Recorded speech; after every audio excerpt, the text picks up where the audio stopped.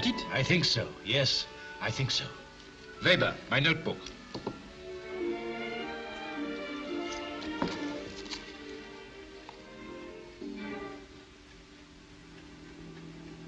What's the matter?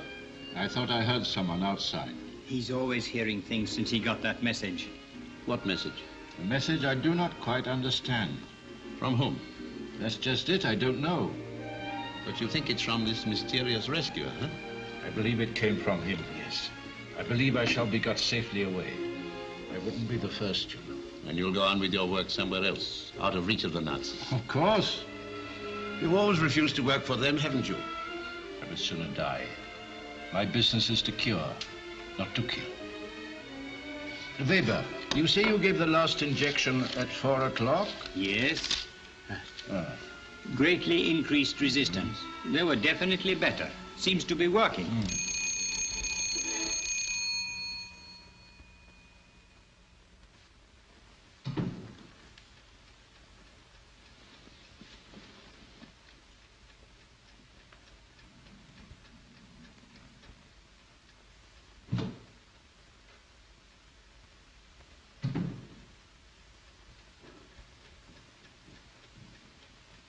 There is a man outside. He told me to give you this note.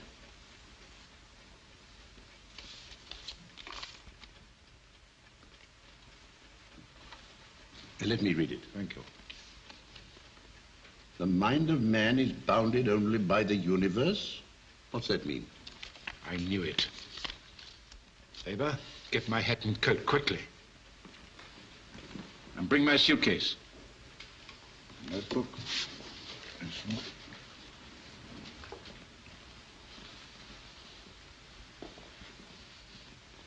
Please be careful. Please be careful. What have I to lose? Good luck, my friend. In my newspaper, Freedom, I shall tell proudly of a German whose brains could not be bought. Thank you, but I should not advise you. Oh, I am quite safe. I am a Pole. My country is not at war yet. Goodbye. Goodbye. Weber, see that they get better.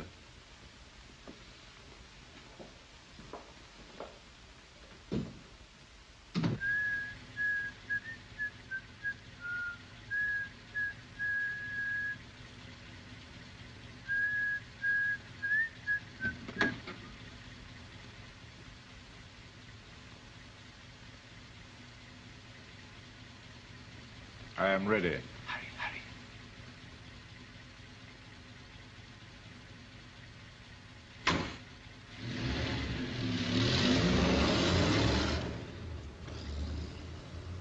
I think he will be all right.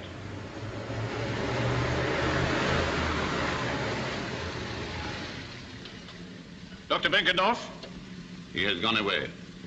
That car that just left, follow it. You are wasting your time. Sidimir Kozlovsky, isn't it? Our time isn't entirely wasted. You've saved us a journey. Inside.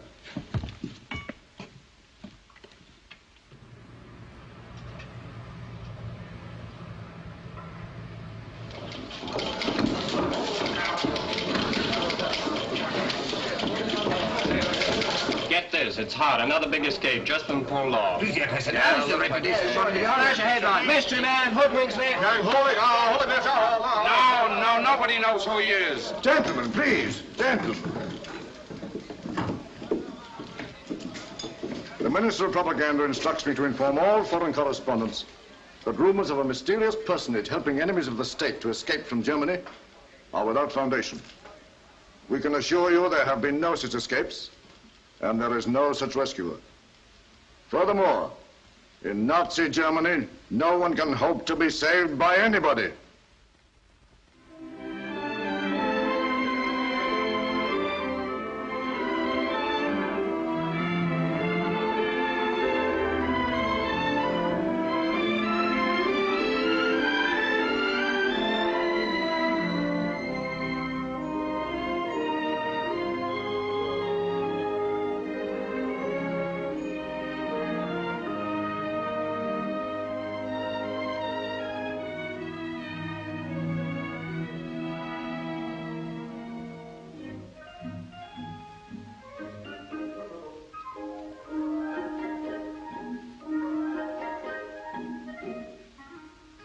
Jordan. Jordan. Yes, sir? Jordan, you're nothing better than a vandal, a Goth, a spiritual descendant of the Huns, whose primary object was the desecration of beauty. I wouldn't know what you mean, sir. Not without a dictionary. Yours is the unique privilege of looking after the fairest goddess of them all, the one sublime woman. And how do you treat her? Look, man. Look. Sorry, sir. As a matter of fact, I'm very fond of Aphrodite, very fond. But there's so many of them. So many of them? Well, in a manner of speaking, there are, aren't there, sir? If there's only one woman like this, look at the symmetry, look at the grace, look at the dust, Jordan. Sorry, sir. I'll go and get my feather duster right away, sir. Fond of her. Look, girls, there's Juno. No, madam. Not Juno. Aphrodite Callipygos. Are you sure? Well, I ought to know. I discovered her. Really? She's just come out of her bath. And you see that towel she's holding in her hand? That is not a towel, madam. It is a heaton, a form of drapery. It looks like a towel. Very good. It's a towel to you. It's a heaton to me. She's the goddess of plenty. No, no, no, no. The goddess of love. Shh. Of lawful wedded love. She's a respectable goddess, girls. She's practically perfect, as you can see. And in the languishing eye and smiling lips, there is a boundless compassion for the folly and ignorance of a blind world. Very jolly. Yes, very jolly. Come along, girls. Professor, the college porter just called for you, sir. You're late. Late for what? Your lecture, sir. Oh, don't be ridiculous. My lecture is until Friday. But today is Friday, sir. Good heavens. How extraordinary. Well, what happened to Thursday? We had it yesterday, sir. Did we? Did we? Yes, sir.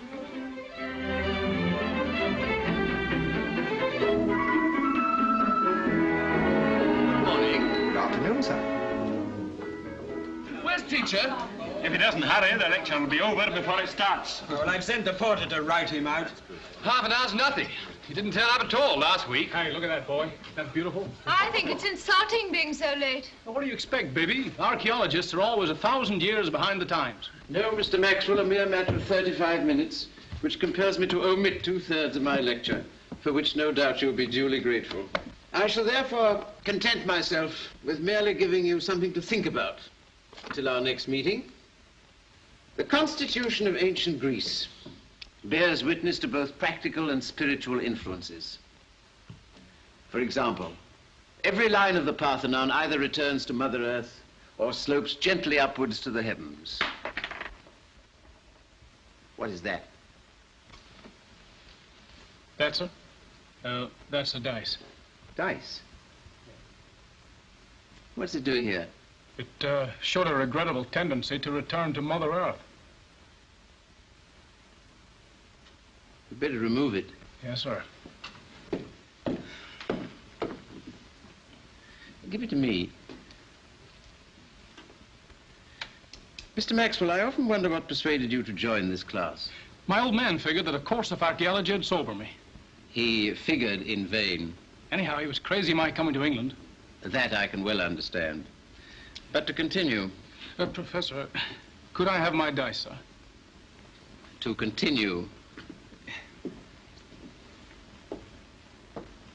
In the Parthenon, we see the working of the spiritual influence, while in the dwelling houses of the Greeks, we find the practical, as emphasized by a strict division of the women's quarters from the men's, an arrangement which, in my view, proves the vast superiority of Greek civilization over our own. He's always making cracks at us. Greek women, moreover, were condemned to habitual seclusion, an admirable practice, which unfortunately is not followed in this university. Do you object to our presence here, Professor? Oh, I can't object. I can merely deplore it.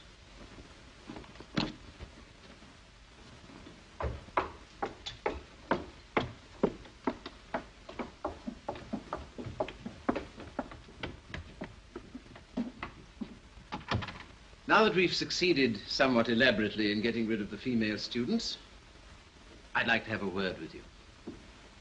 For some time past, I've been making excavations in Central Europe for the purpose of discovering traces of an Aryan civilization. Oh, I'm perfectly serious, gentlemen. It may surprise you to learn that the German government is most interested in the idea. Next week, the term comes to an end. Yes, Mr. Maxwell, it comes to an end. And in the vacation, I've decided that I might take a few archaeology students with me. How does the idea appeal to you? It appeals enormously to me, sir. And me, sir. I'd like to come, sir. So would I, sir, if the financial requirements can be kept within reasonable limits. I think I can guarantee that, Mr. McIntyre. That's 4. 4.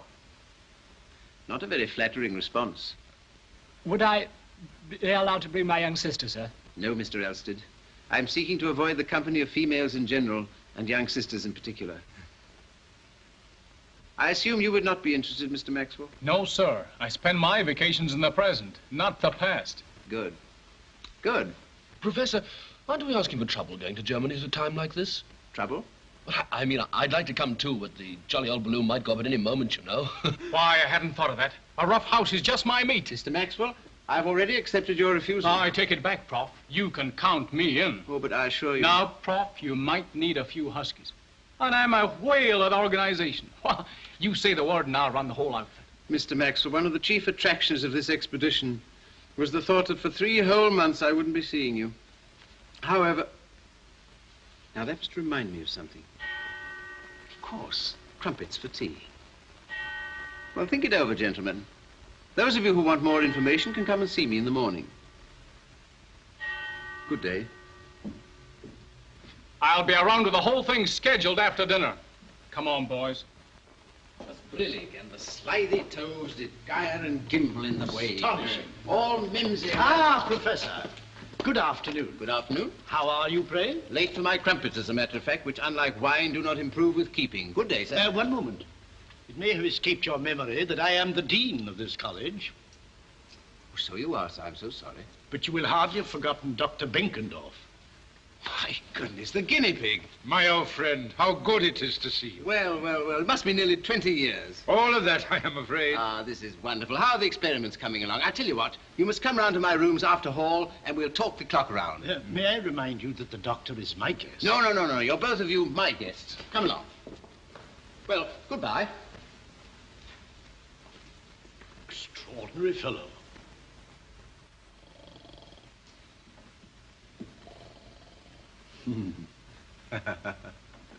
Well, now that the dean has left us, tell me all about it.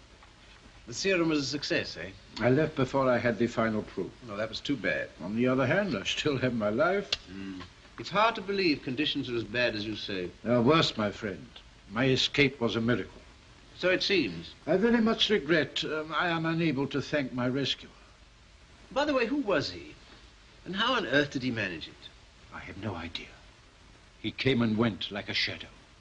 An invisible bodyguard. Every detail was arranged for me from the time I left my home. Regular Cook's tour, eh?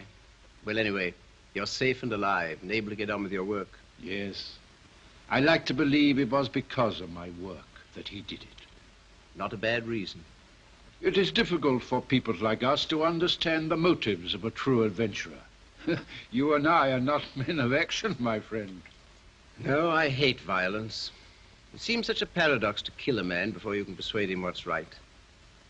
So uncivilized. Bless my soul, what's that? Everything's lined up, Prof, and I brought the bunch along for a final checkup. I said tomorrow. Sure, but I caught up on you by 12 hours. Now, look, Chief, here's the itinerary of the times of arrival and departure. An iron ration will be carried by all, and personal luggage restricted to 28 pounds. Now, we're all set to go. Go away. Don't you realize that I've... Oh, sorry. Sorry, sir. Oh, say, Prof, can I have my bones? Dice. No, they're my bones now. You're welcome, Prof. See you in the morning. Good heavens. Did I dream all that? I'm afraid not. We're all set to go.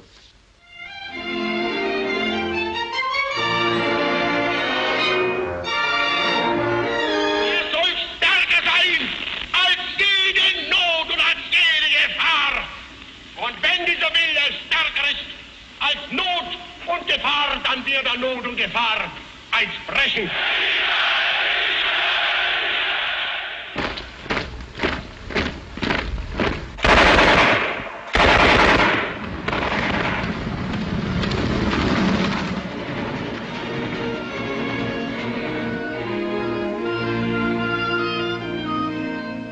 My home is in Oi. Oi? Oi. But when I am on duty, I am billeted at the chalet. You think he'll bite me? No, not unless I tell him to. Come here, gentlemen. I want you to meet a friend of mine from Oi. Hello, how are you? I say, Professor, we're not going to walk right on out of Germany today, are we? My feet are giving out. Do you think they'll manage to carry you another 20 hours, Mr. Gregson? Well, what's all this barbed wire for? We are at the German-Swiss frontier, gentlemen, and the barbed wire is to prevent the oppressed Swiss from escaping into free Germany. Say, do you see what I see? What do you mean, the cow? Yeah, the cow. Yeah, believe it or not, boys, that's a Bahnhofer cow. They produce less milk than our Jersey cows. Oh, really? You must tell me more of your experiences some other time. Anybody want any beer? Some beer? I should say. What about you, John? Come on, Richard. Let's hear from you. Yes, come on now. You take the high road and I'll take the low road. I'll be in Scotland never for me and my crew. I'll be there again on the bonny, bonny banks of Lomond. Come on now, boys, Annie Laurie. Everything all right, Herr Professor? Everything splendid. And the coffee's excellent. I'm glad it's to your taste. Still at it, Prof? Yes. We shall only be doing about 15 miles tomorrow. It'll seem like standing still. Well, have we got our marching orders? Yeah, just another 15 miles. Does he never relax? He's like a man hunted by a conscience, forever forging ahead. There must be a reason for it. There is. Sex starvation. Go on. No kidding. Maybe you're right. Well, can't we do something about it? See, that's quite an idea. Twiddle on that flute, Jock. I'm going into action. Hey, Tootsie.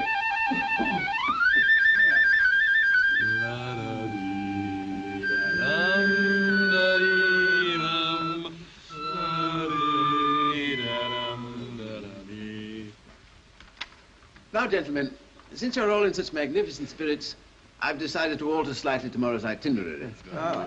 It will now be 20 miles. 20 miles? But that's We make it 19 miles. Yes. Now, as you all know, we are now at Untersitzenberg, altitude 5,000 feet. In the morning, we shall climb to 8,000 feet. And in the afternoon, yes, on second thoughts, we'll postpone the discussion about the afternoon's operations until later.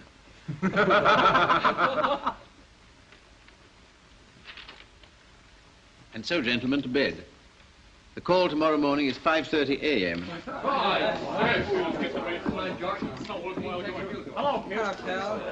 Hello, Hans.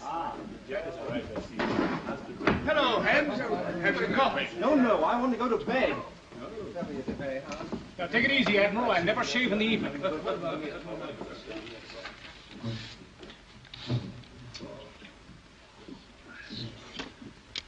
It's getting late, Herr Professor. Thank you for reminding me, my friend.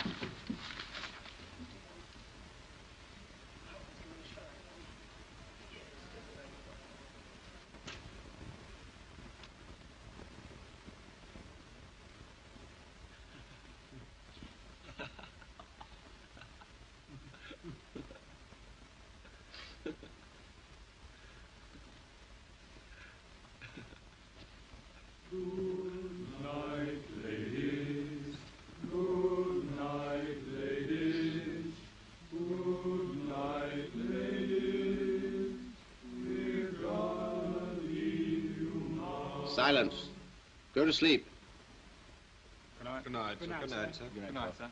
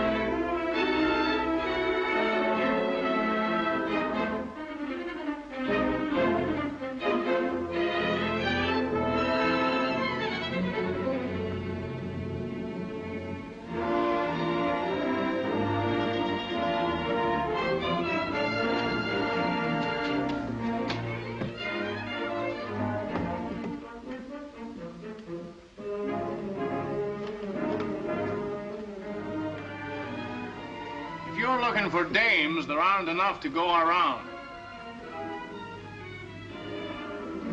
Come. Follow me, sir? Yes, come.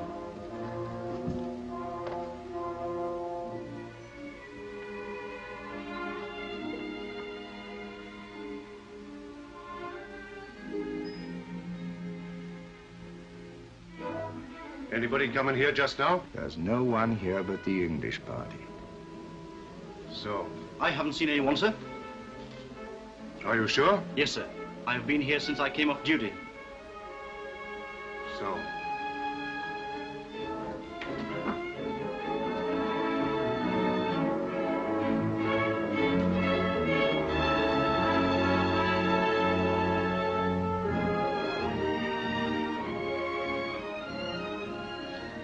Well, he's in Switzerland by now.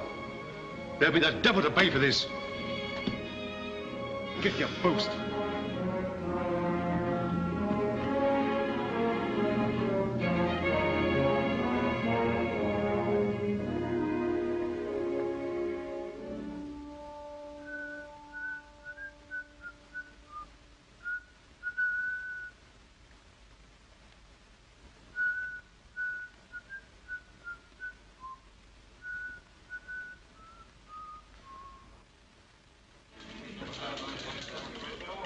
You don't expect me to believe that nonsense? Yes, I do. It couldn't be the same man. It might be. It couldn't be. Here, here, here, here, here. He couldn't be everywhere. He could. And last night here on the Swiss frontier. Let's go and see how the reports are coming in. Right. What's the latest about Plunker? Oh, a message from Breslau. No information regarding identity of unknown man who assisted in Karl Plunker's escape. Still no news of this fellow. Means trouble for someone. Any news? Message from Hamburg. No information regarding identity of unknown man who prevented the execution of Joseph Fierz. Breslau, Hamburg, Belgian frontier, French frontier. All the same, no news. Plunker seems to have got away. Over the Swiss border, same as Joseph's in Blumenfeld. Schenkenherz went through Holland. But it's this damn shadow that Graham's after, if we can believe in it. Well, I do. You call this thing a report? What is the use, Herr Commandant, of the Gestapo arresting enemies of the Reich if you permit them to escape? Every precaution was taken. That's no excuse for your conduct. We are answerable for our conduct to General von Graum, not to his assistant. Kindly have my report delivered. I'm afraid you'll regret that, Herr Commandant. Please wait outside. Schmidt, take this report to General von Graum. Yes, sir. Oh, don't you think... At once. Yes, sir.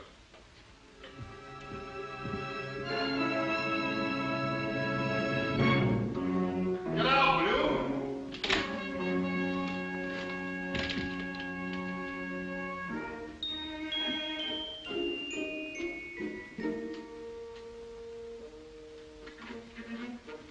Oh, Hoffman. Yes? Oh, hello, Schmidt. Take this report. In there. What is it? Only the report from the prison commandant about Karl Plunker's escape. I'm sorry. I was going to have my lunch. Hoffman, this is an order.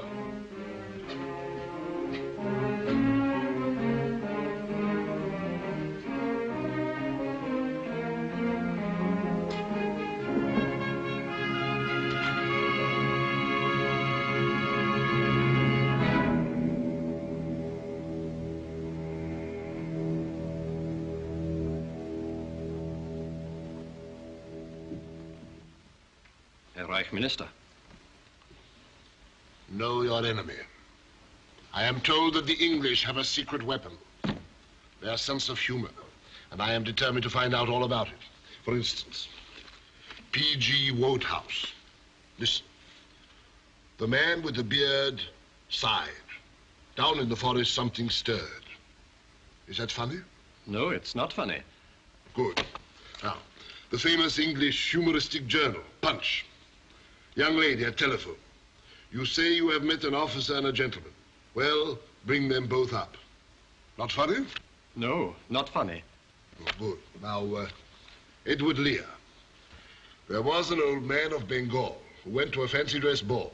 He said, I'll risk it and go as a biscuit, and the dog ate him up in the hall. Very unfunny. Yes, very. Now, Herr Lewis Carroll. Alice through the looking glass. 'Twas Breidig and the slithy tovies did gar and gimble in the Wabe. Painful rubbish. Very painful. No, I have come to the conclusion that the English sense of humor is a myth. They have no sense of humor, and therefore they have no secret weapon. The whole thing is a complete bluff. Yes, yes. Ah, but wait. When I am Gauleiter of London, I shall see to it that there is no talk of sense of humor. Oh, you will, Herr Reichsminister. Well, what is this? The report on the escape of Karl Planck. Ah.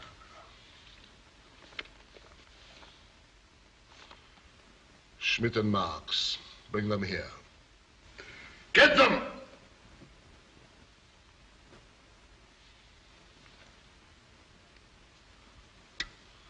I shall see the prisoner Kozlovsky in 3 minutes.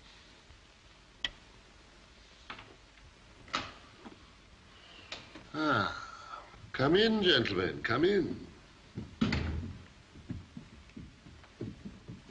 Incompetent clowns. You have read this report? I have, sir. I told the prison commandant what to expect. You did, eh? The frontiers are watched, all foreigners questioned. It won't be long before we get the man who arranged these escapes. Oh, then you have his description? Hardly, sir. No. And it never occurred to you to question the one man who could give it to you? Who, sir? Send in Sidimir Kozlovsky. Of course. Just so. A more impatient man might resent having to supply all the brains in his department. Prisoner Kozlovsky. Ah, just the man we want to see.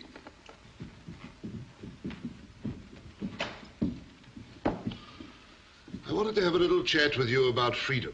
Oh, not the paper you edit, but your own personal freedom. Well? At our last interview, I asked you to let me have a list of the persons who have contributed matter to your paper contrary to the interests of the Reich. You did? Well, suppose we forget that. It'll save you a lot of disappointment. And suppose you answer me a much simpler question. In return for what? Ticket to Warsaw, the freedom of your own country while it exists. What do you want? A description of the man who prevented the arrest of Dr. Benkendorf. I can't give it. You were present at the time. A trained observer must have noticed some little peculiarity. How he walked, he talked, his height. What was his nationality? I've no idea. Oh, come. I should hate to leave you to the tender mercies of those idiots who've just gone out. Very well, then. Under duress. He was 7 feet high and covered with red hair. I see. You are, I believe, a married man. Correct. But with Europe in its present state, my family is abroad. Your family consisting of one daughter? Yes. She's safely in America. In America? Yes.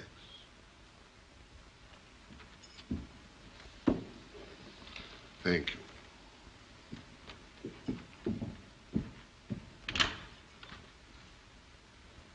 Good day.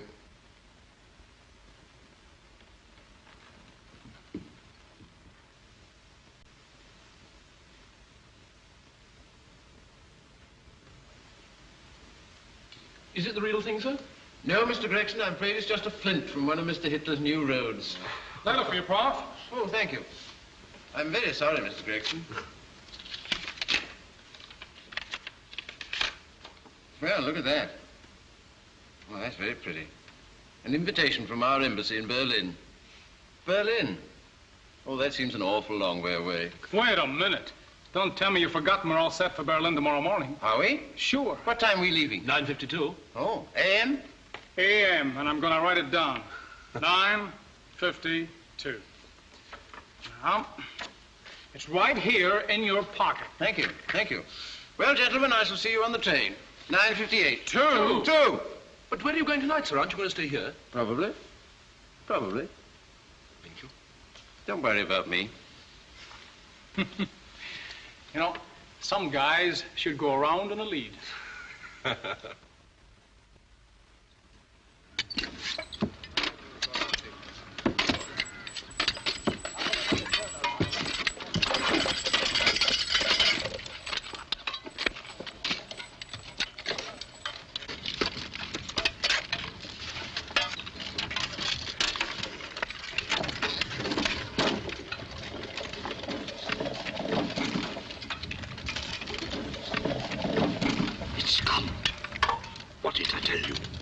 Get rid of it, you fool.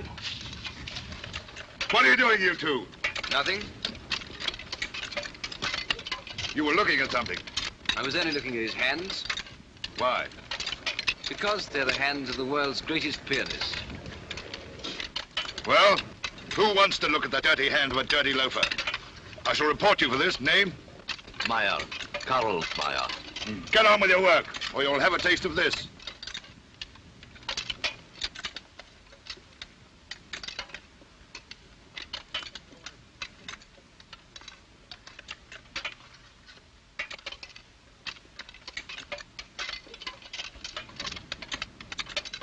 How do you expect to be rescued from this place? Nothing but fields, an open country. I don't know, but I believe. There have been others, you know. Stop talking there!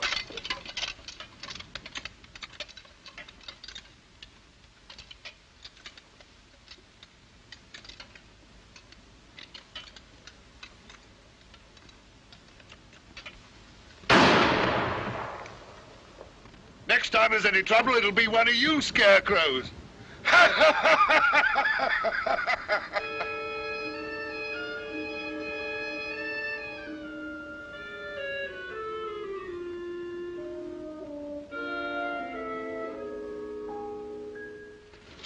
Gosh, the shadow's been at it again. World-famous pianist escapes from labor camp. Let's have a look. Karl Meyer, the pianist, is reported to have crossed the French frontier in an exhausted condition. It is suggested that his escape was effected by the mysterious personage believed to have been responsible for similar rescues of other enemies of the Reich. What a game, what a game. Better than burrowing like a rabbit for bits of the past. That guy has guts. Even a rabbit has guts, Mr. Maxwell. Sounds awfully sensational. Wonder how he does it. By taking a chance. They'll catch him on the hop one of these days. They always catch that sort of bloke, don't they, sir? In the deplorable argot of you moderns, I wouldn't know. The man penetrated the camp in the guise of a scarecrow. In the guise of a scarecrow? Here, let's have a look. Guise of a scarecrow. He was undoubtedly wounded, for a ragged coat with a blood-soaked sleeve was picked up when the escape was effected. Blood-soaked sleeve. Very melodramatic. Pipped in the arm, eh?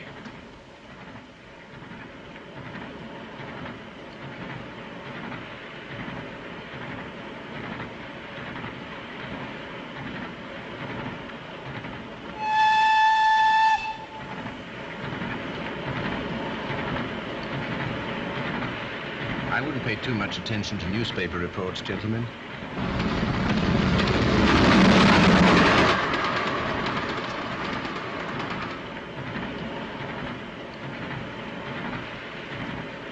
Well, I suppose one can get a wash on this train.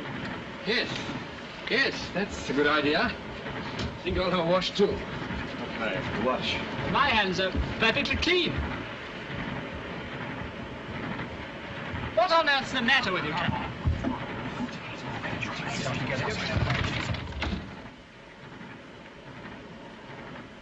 Froth. Just so, Mr. Maxwell. But a sensible fellow would keep his mouth shut. Oh, gee. Well, boy, oh, boy. Well, kick me from here to Christmas. Apart from the wearisomeness of such an undertaking, I'm the one who should be kicked. For the not unnatural mistake of underestimating your intelligence. But how did you get into the racket? Trouble was to keep out of it.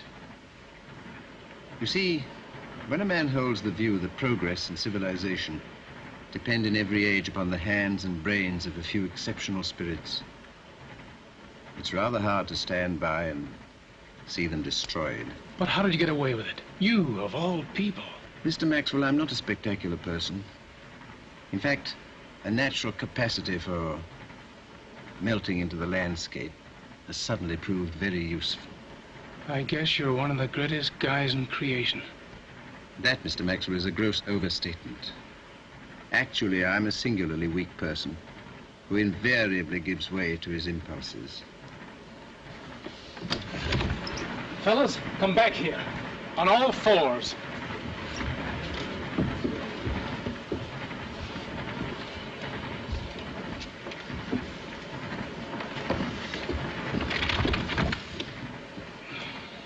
Well, gentlemen, I hope you feel duly refreshed. Yes, thank you. Professor, may I shake you by the hand? Certainly, Mr. McIntyre, especially as we shall soon be saying goodbye. Goodbye? What? What else? Now that you've discovered my guilty secret. Yes, we've got something to say about that. Plenty to say. Yes, we've been talking it over Yes, sir, ourselves. we want to be in it, sir. We are in it, up to the neck and through to the finish. Oh, no, you're not. Oh, yes, we are. Otherwise, I'm afraid we'll have to give the whole show away. Hey, fellas? Yes, sir, because we really want to be in it. What is this, gentlemen? Blackmail? Well, a nice kind of blackmail. Yes. Yes, I'll attend to it at once.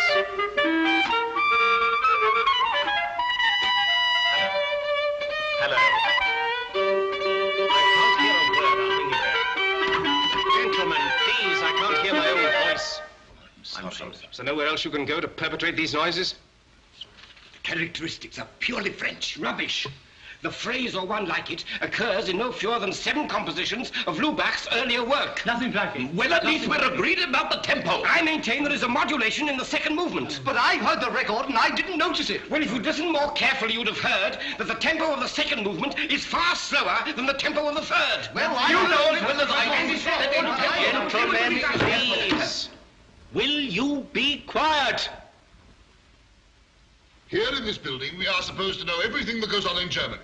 You can hardly expect me to believe that these escapes were effected without treachery somewhere. Herr Reich Minister, we've given all the information we possess. If my loyalty is in question, I resign. Resign. That is your valuable contribution. Sit down. Now, let us examine once more the available evidence. First, a scrap of music whistled in the night. Your pardon, Herr Reich Minister, it went this way. No, this way. No. Stop that! The origin of the tune is being traced by a committee of experts. Secondly, the corner of a card found in the pocket of the Scarecrow's coat. Send in Herr Ziegler. Where is it? Here it is. A piece of pasteboard, gilt-edged, with RSVP printed in copperplate on one side, and the figures 952 in pencil on the reverse. Well? It must be part of an invitation card, sir. Oh, well done, Herr Schmaus. And that being so, it is possibly one of a number issued for the same reception. Is it beyond the power of the Gestapo to trace where that reception is being held? Herr Ziegler is here. Ah. Where have you got it? Unfortunately, sir, none of the persons who overheard the whistling that followed each escape has enjoyed a musical education. So we have endeavored to crystallize their renderings into a single musical phrase and score it. There. I asked you to trace the origin of the phrase. It starts with the 27th bar of the third movement of Lubach's concerto in G minor. May I play it for you? No, I will. Sit down. Put on the record made by the Frontier Guard. But don't start it. Lubach's concerto. I don't believe it.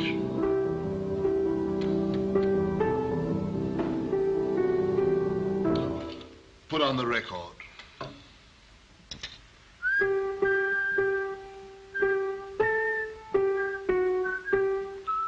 Stop it.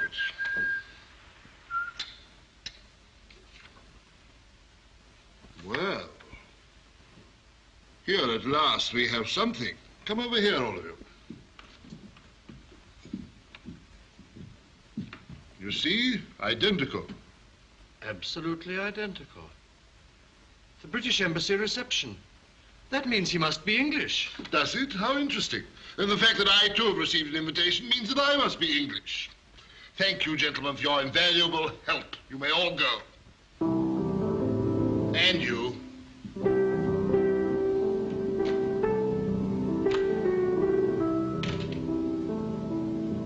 What are you doing here? I was just collecting some papers. What for? I don't know. I always do. What's your name? Wagner, Herr General. Do you like music, Wagner? Not very much, Herr General. Do you like this melody? It's quite nice for an English tune.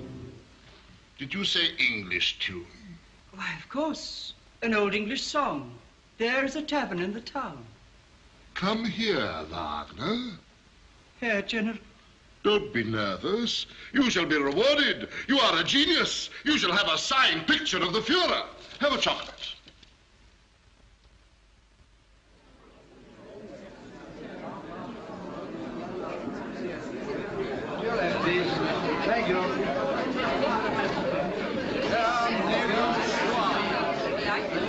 His Excellency the Peruvian Minister, Madame Gordia.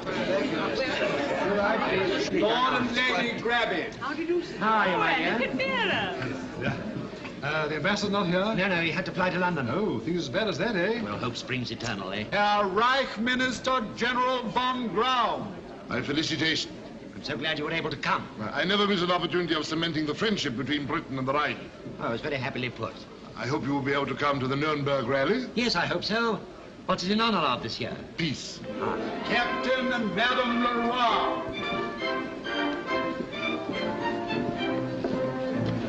Colonel and Mrs. Channing and Lady Eva Plum. That man over there. Where? By the table. Well, the one by the fireplace with the beard. Idiot, that's one of our men.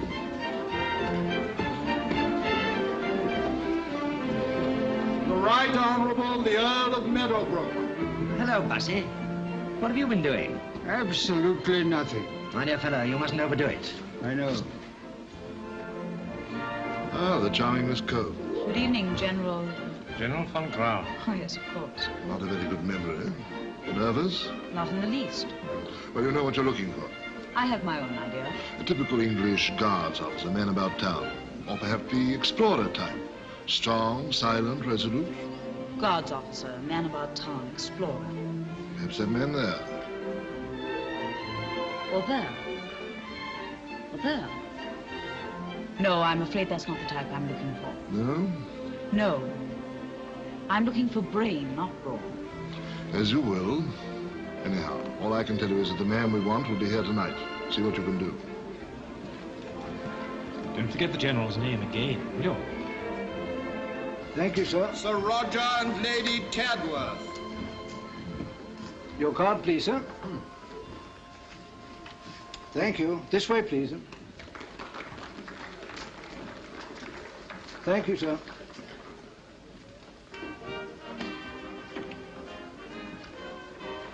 His Excellency the Chilean Ambassador. Have you got a match? I'll get you one, sir. Thank you.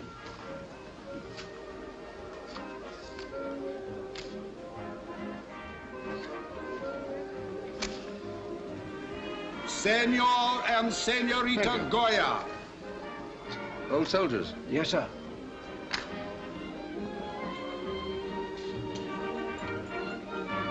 Sorry. Professor Horatio Smith.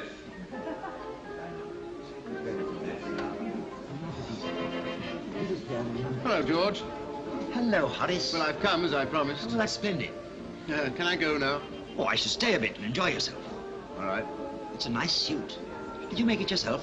Certainly not. A fellow in Cambridge made it for me when I was 17. Alice, I'd like you to meet my brother, Professor Smith, Lady Willoughby. Not the Professor Smith. Why, only the other day someone said I was the image of your Aphrodite. What do you think? Well, it's rather hard to judge. You see, I only know my Aphrodite in the nude. Horace, I don't know whether these details of your private life... Yes, well, to the pure, all things are pure.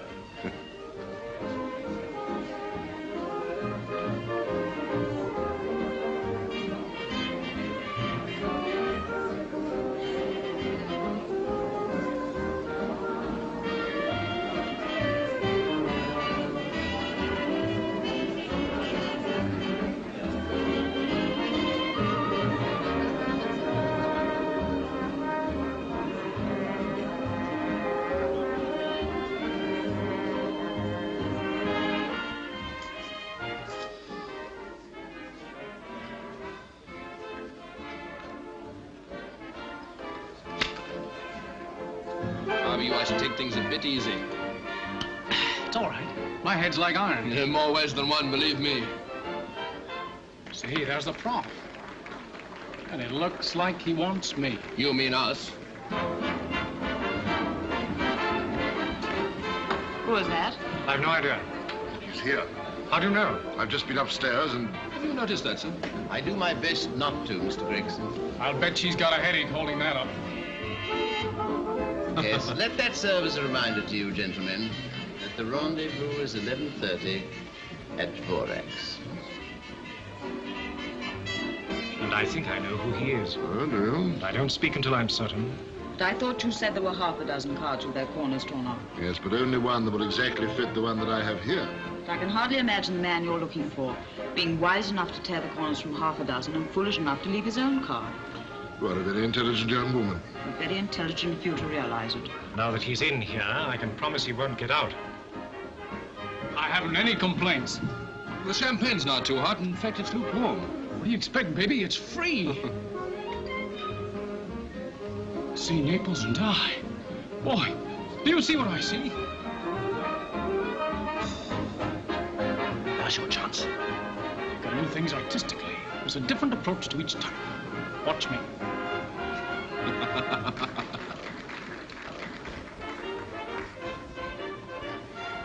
Excuse me. Oh, I'm so sorry. I thought it was somebody else. Von Graum. Smith. Clearly a case of mistaken identity. I'm looking for Jekyll, and I find Hyde. Jekyll? Hyde? Oh, an English joke. Well, hardly a joke. Well, excuse me. No, you mustn't go. Tell me more about yourself. I'm always interested in local customs and habits. For instance, what do you do with yourself? I hunt for the enemies of the Reich. Do you? Do you get much shooting? Oh, waiter. Well, excuse me. I think someone wants me. No, not until you've had your coffee. They tell me the British Embassy is the last place in Germany where it can be obtained. In Germany, we have discovered that a substitute can be better than the real thing. Ah, the story of the grapes. Hmm? Tell me, is it a fact that in your country there's no longer any freedom of speech? Oh, lies. All lies from the degenerate plutocratic press. Ah, is that so? Well, then you see that journalism is so untrustworthy, isn't it? May I ask what brings you to Germany, Herr Schmidt? A thirst for knowledge. I'm trying to discover whether there was or was not an Aryan civilization in this country. There was. Ah, some people say there wasn't, but I shall find out. Here's a whiskey, Bussy. What do you have in it? Absolutely nothing.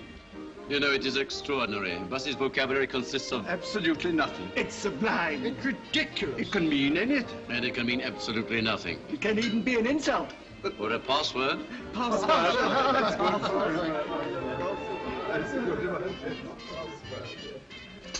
Tell me, I am curious.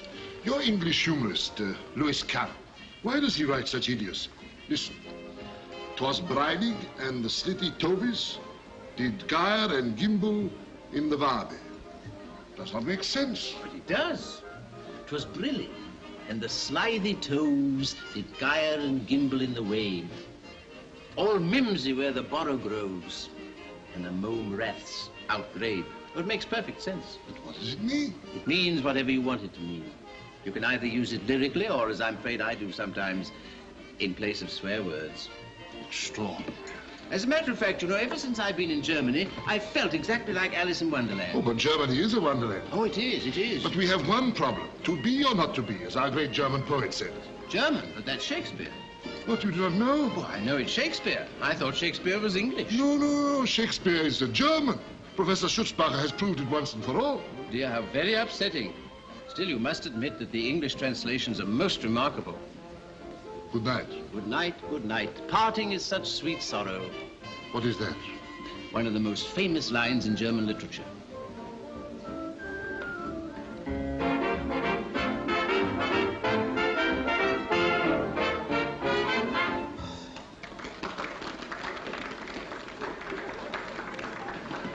You haven't even told me your name. It's Ludmilla. What a lullaby. Millie for short? No, Lucinka. Have you noticed the music stopped? Oh, right back to earth again. Let's talk about you for a change. Apart from being American, what are you? I'm a student of archaeology. Very funny. On the level. I'm a member of the Professor Smith expedition and proud of it. Smith? Oh, the vague person I saw you talking to. Who looks as though he hated coming into the middle of the room. The greatest guy that ever drew breath. Really? I always said one shouldn't go by appearances. I could tell you things about him that'd knock the legs from under you. You could? Then do. No, I guess you'll have to take my word for it.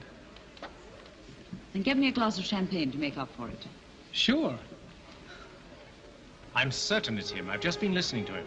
What did he say? Absolutely nothing. Why bother me? But that's what he said. Did you want me?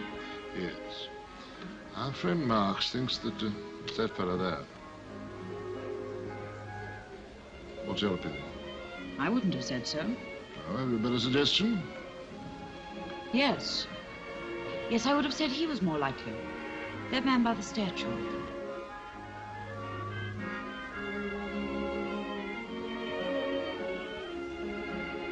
You can't be serious. Why him? Intuition? That amiable fool? I just wasted 10 minutes talking to him. Well, that's what I think. Intuition. Oh, hello, George. Hello, Horace. I say, George, can I leave now? My dear fellow, of course. I hope you enjoyed yourself. Oddly enough, I did. Quite a pleasure to be on British territory again, technically. Oh, General. Excuse me, I have friends. Of course you have, but do you know the walrus and the carpenter? Evidently not.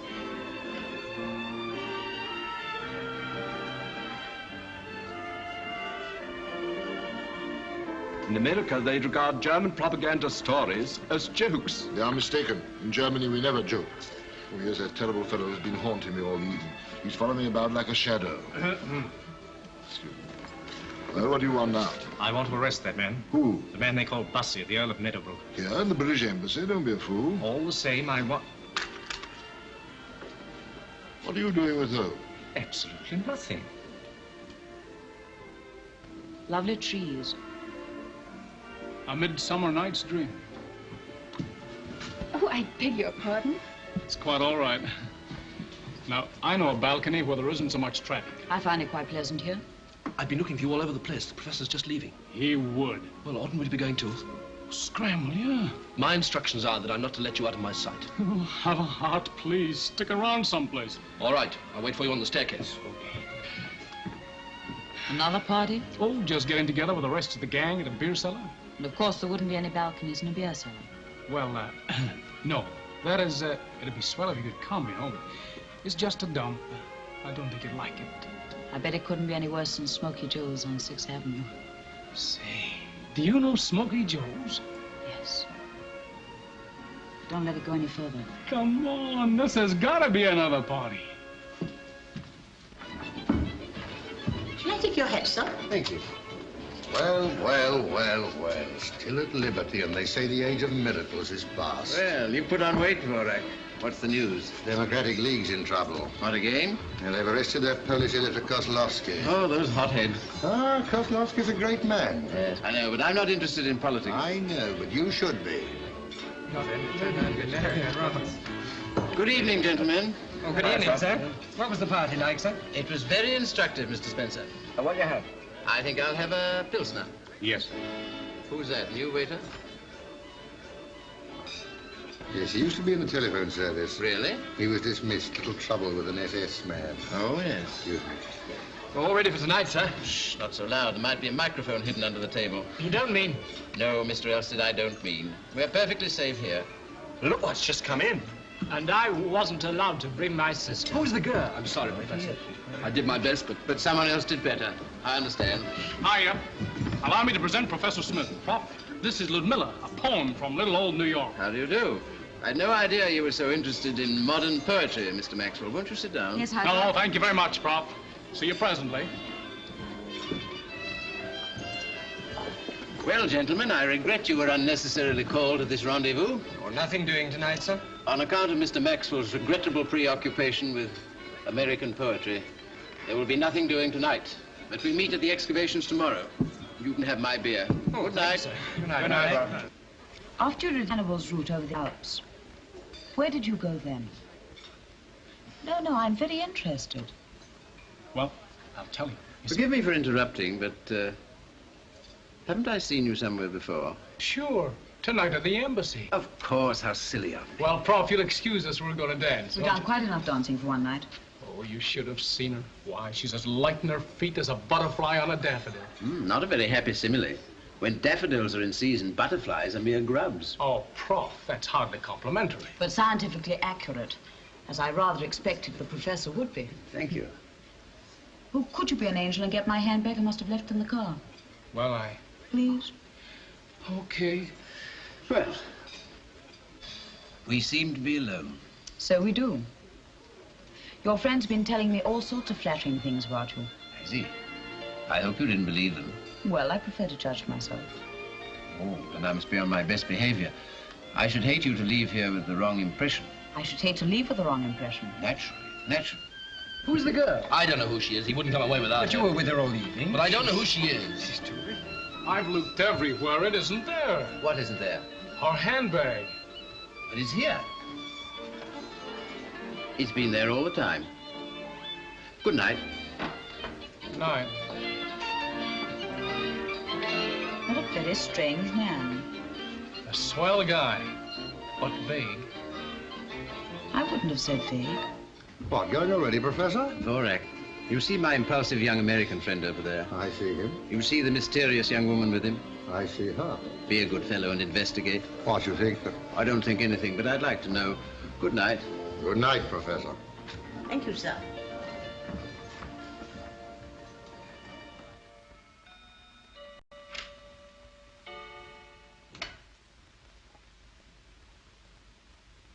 I think you've made a mistake. This is my room. Aren't you being rather unwise?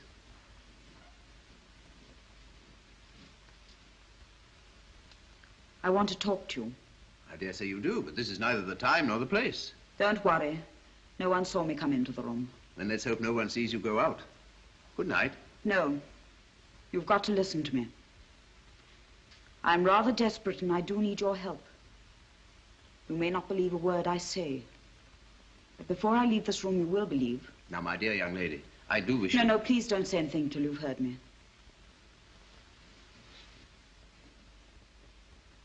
Do you know of a Polish paper called Freedom? I'm familiar with it, yes. Have you heard of its editor, Sidomir Kozlovsky? Yes. Some weeks ago, he came to Berlin for material. He was arrested. Yes, he would be. They put him in a concentration camp. They would. He happens to be my father.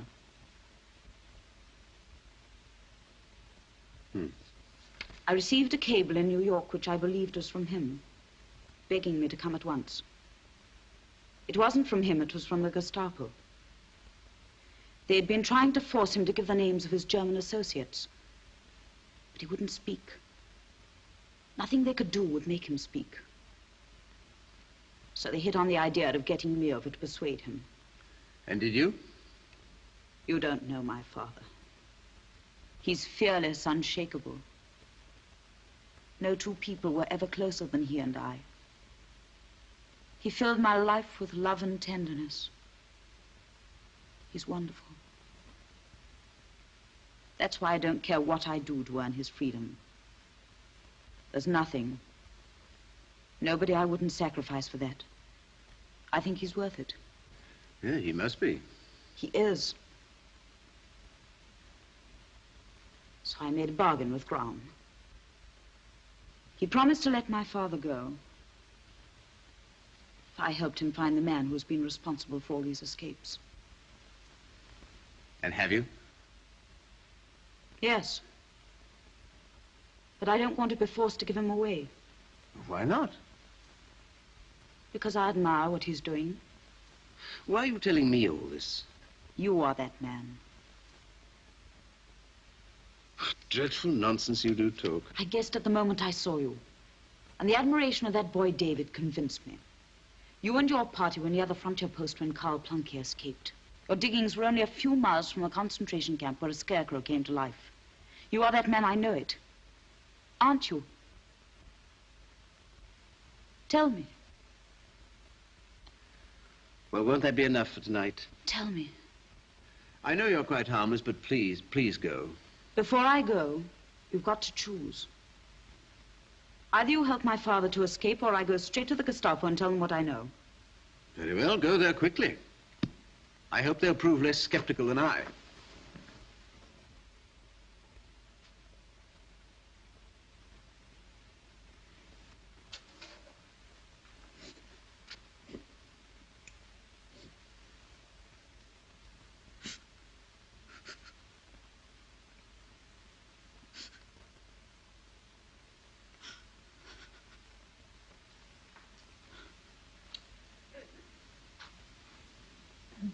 on earth are you crying for? What have I done? You brought this all on yourself. I didn't ask you to come here. I'm horrified at the idea of a strange woman in my rooms. And a woman in tears at that. Or are they tears?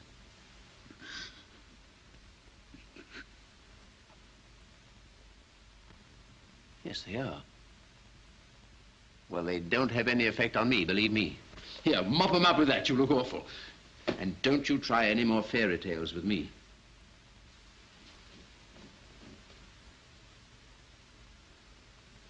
Here, you've forgotten your...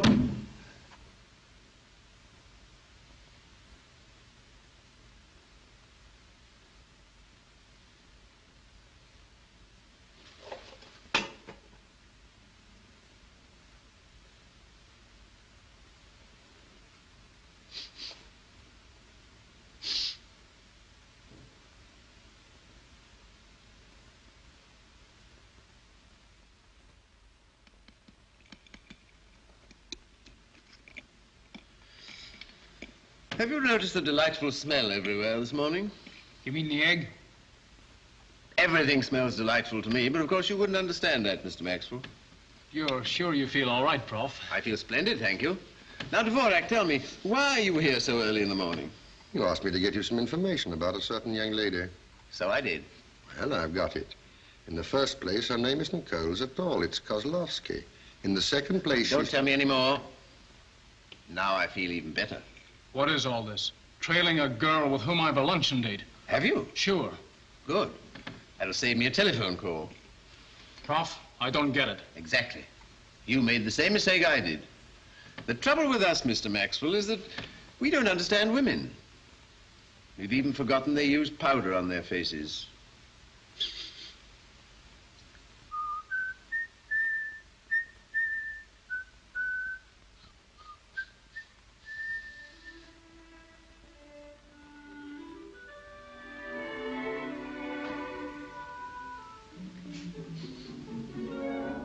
Monsieur.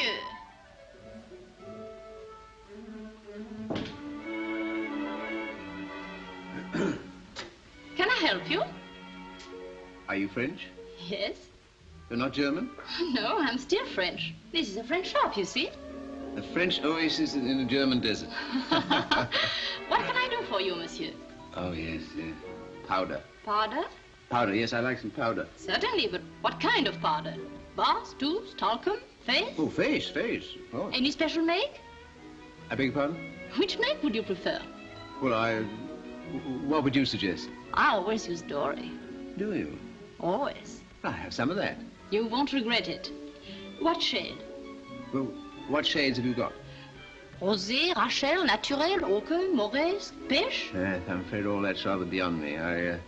I'll be back tomorrow. But monsieur! What is she like? Well, I really don't quite remember. She's sort of... What's her coloring? Dark. Brunette. I know what you want. You take this. I'll have a pound of that. A pound? Yes. That will last a lifetime. This is the biggest box I've got. All right, I have two of those. Two? Very well. Well, don't bother to wrap it up. I'll just take it the way it is. All right. Thank you. How much is that? That will be 42 marks, monsieur.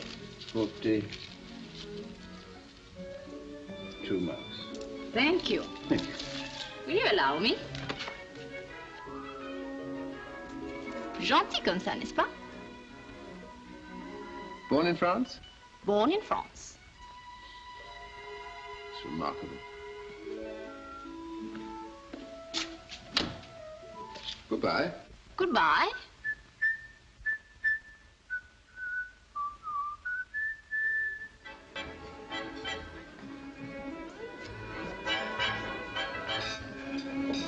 Hello, Prof. Been to a wedding? Good morning, Mr. Maxwell. Good morning. I hope you'll forgive me for having invited myself to luncheon. Certainly, if I knew why you had. Yours, I believe. What's this? Your handbag. Thank you. Yes, I would have run after you last night, but unfortunately everything fell and scattered all over the place. I reached home before I realized I'd left it behind. Say, when did all this happen? As a matter of fact, your powder was spilled too, and I bought you some to make up for it. You needn't have bothered. Oh, there's no bother at all, there. I say, my favorite shade. How did you know? Intuition. Yeah, what's going on? First you're darn rude to each other, now look at this. Well, now to business. Where's the menu? By the way, whose luncheon is this? Mine. No, it's not. It's mine. So's the bill. Mr. Maxwell, if you heard that a very remarkable man had been imprisoned by the Nazis, what would you do? My damnedest to get him out. Isn't that amazing? Every now and then, he and I have exactly the same idea. Could I have some water, please? Certainly not. Dvorak, some champagne. What kind of champagne? Oh, dash it, I've had this conversation before. Any kind. Rachel, Naturel, the best you have, only hurry. I don't know what to say to you. Can't quite believe it's true. Suppose we have some nice cold trout to start with. And we'll follow that with... I don't even know where they've taken him. No one knows, except the Gestapo. He's at Grossberg. What's this? Milk-fed lamb cooked in creme de menthe. The things they think of.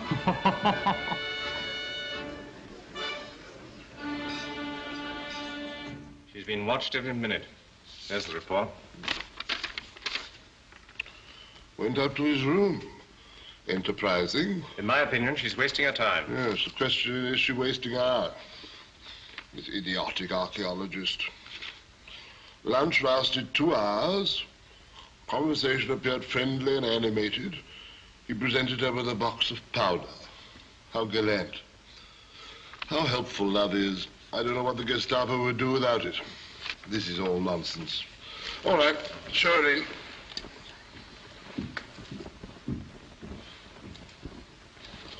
Ah, good day, Miss Cole. Sit down. You're looking very radiant. It must be love. I'm afraid not. Even though I did go to his room last night. Room? Whose room? The professor's. Didn't you know? As a new recruit, I made sure I would be followed. Quite so. But we like to get our news at first hand. Very well. Here it is at first hand. You were right and I was wrong. That professor's crazy. And so was I to think that he's your famous rescuer. So much for your intuition, eh? I made a mistake. And I'm afraid I made rather a fool of myself. Oh, well, Rome wasn't built in a day, even by Mussolini. And secret agents aren't made in a night. You did your best. And our bargain still stands? Oh, but of course. I've given you my word as a party member. Isn't that enough? More than enough. You shall have another assignment. There are several persons I suspect. You're very kind. Be kinder still and tell me something. How is my father? Well, I'll find out for you. Let me see, he's at... At Grossberg. Of course. Bring in the Kozlovsky file. Would you like to see your father? More than anything. You don't mean it. That wasn't in our bargain. I wanted to give you a little encouragement. I'd be so grateful if you would. Thank you.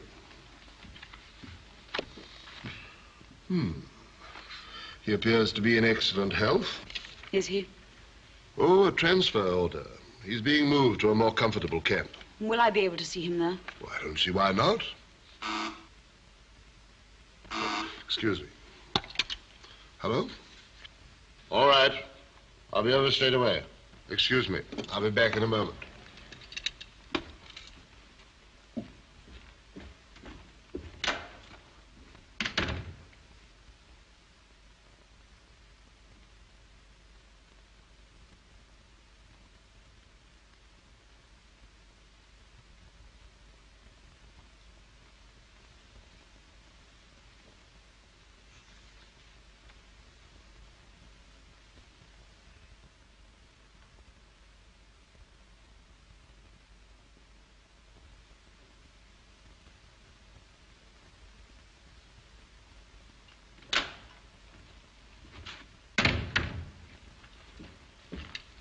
Well, my dear young lady, I'm very busy at the moment, but I'll be sending for you again shortly, and I hope you and your father will be together again very soon.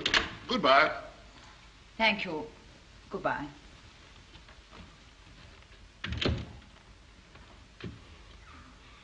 Marx!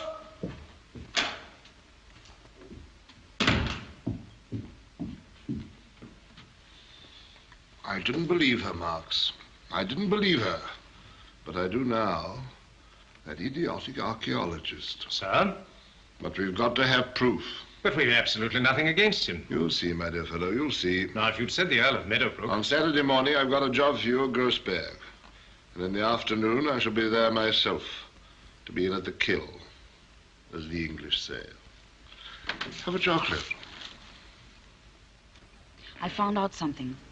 Something which might be of use to you. Look, I made a note of it. My father's being transferred from Grossberg to Riesenfeld on Saturday afternoon with 4 other men. Who are they? Schumann, Fleck. Gruber and Holstein. That makes 5 altogether. Yes, how did you know? Never mind. Go on.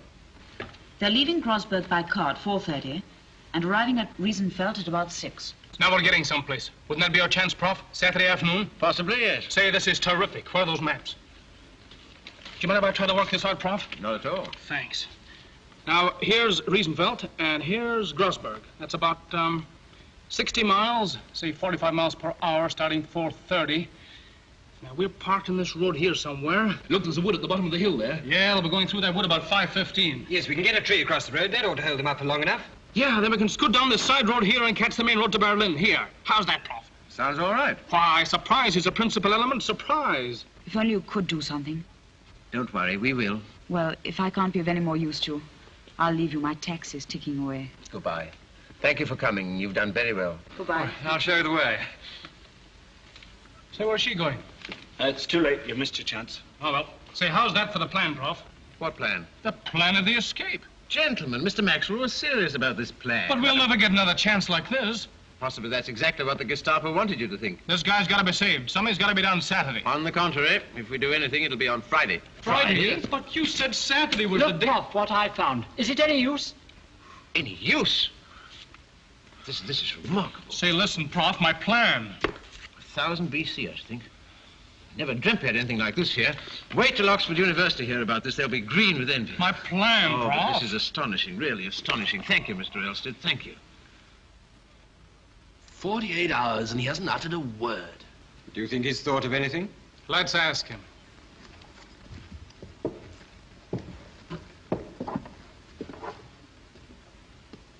Say, Prof, I hate to interrupt the seance, but have you thought of anything yet? Thought of anything? That guy Kozlovsky's got to be rescued. Oh, yes, of course. That guy Kozlovsky's got to be rescued on Friday. And 4 other guys with him. What, all 5 of them? Well, of course. Jeepers, creepers. As a matter of fact, I have thought of something. Yeah? Yes. Have any of you gentlemen ever considered journalism as a profession? Hey, listen. No. You listen.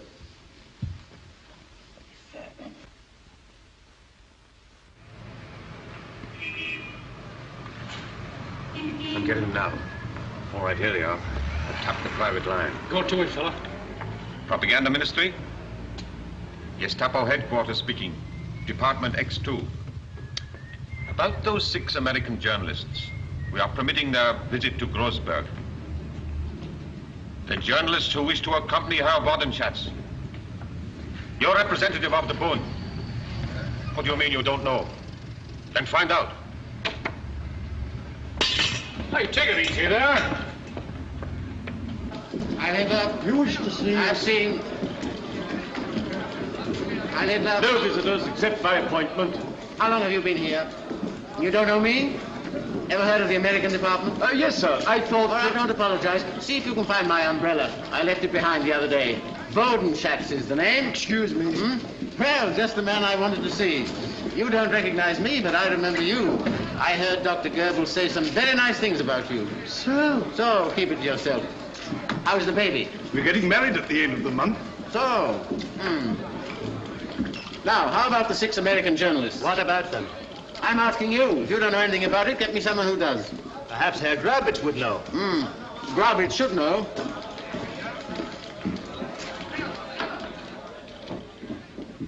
Now look here, Herr Grobitz. Do you know anything of 6 American journalists? No. Yes. Smells was just asking me. There was a message from the Gestapo. Who's the head of the department? Oh, Herr Steinhoff, but he wouldn't know. We'll see. Here. Now look here, Steinhoff. Where are the permits for the 6 American journalists? Permits? Yeah, don't you say Heil Hitler anymore? Heil Hitler. Heil Hitler. I don't think I know you. Now, what do you know? Have you ever heard of America? Yes. Good. Then where are the permits? But I want... Now, listen.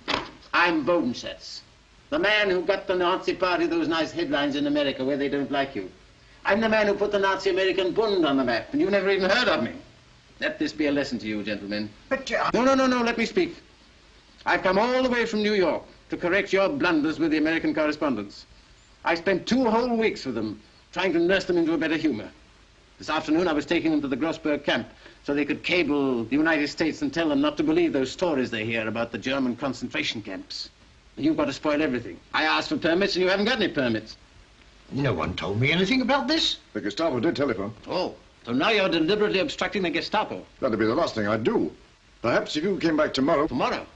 Do you want me to keep the representatives of 6 of the biggest newspapers in America waiting outside this building until tomorrow?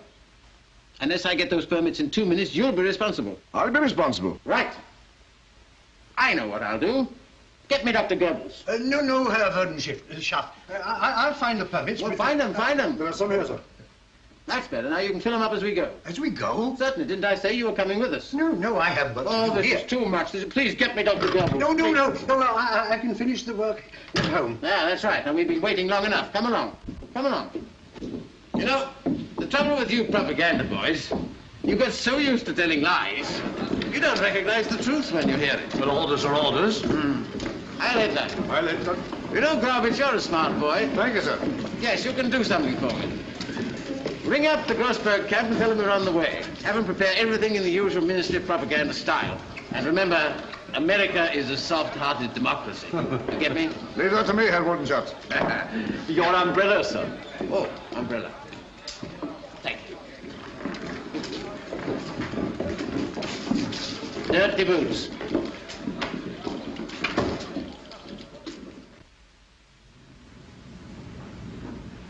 The journalists are just arriving, Herr Commandant.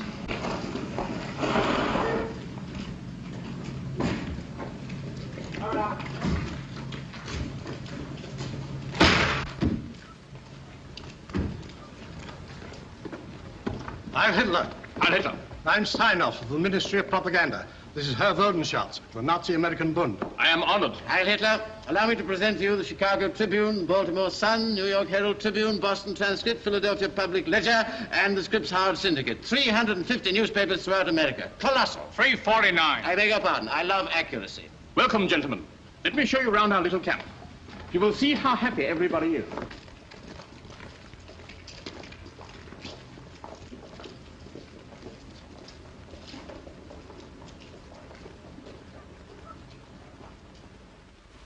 Come on, do your propaganda stuff. You can talk, can't you? You see, gentlemen, there is plenty of food. Eggs, vegetables, bread, butter, jam, and fruit. A real fruit. Ketchup!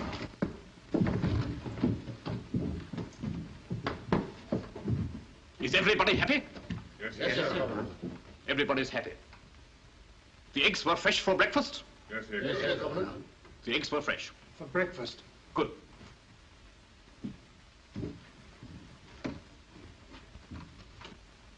In this hut, we have some men who were stupid enough to insult our beloved Führer, the editor of an anarchist Polish paper, and 4 misguided German contributors.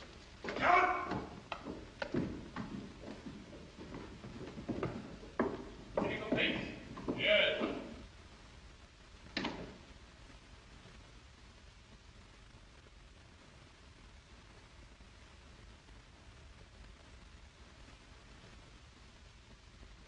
Well, I'm glad you've all learned the truth. In America, they have the idiotic idea that German concentration camps are full of unhappy people.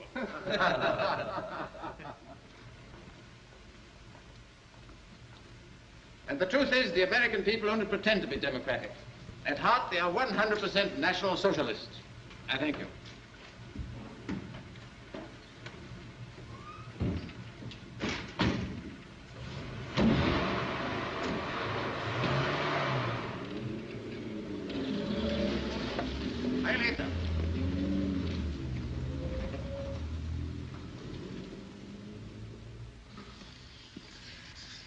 Well, goodbye, Wodenschatz. You were the quintessence of all the most objectionable men I ever met, but you served a noble purpose. I don't often lose my nerve, but can't we get on? All right, he's just coming. He's just been to telephone to make sure it's clear for you to go to your destination. Ah. All fixed.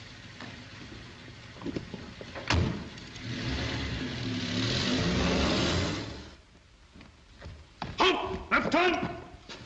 All ready for visiting round, sir? I'm ready. Carry on, Sergeant. Left turn! March! Visiting rounds. Get up! What are they doing down there? Stir them up, Sergeant. Get up!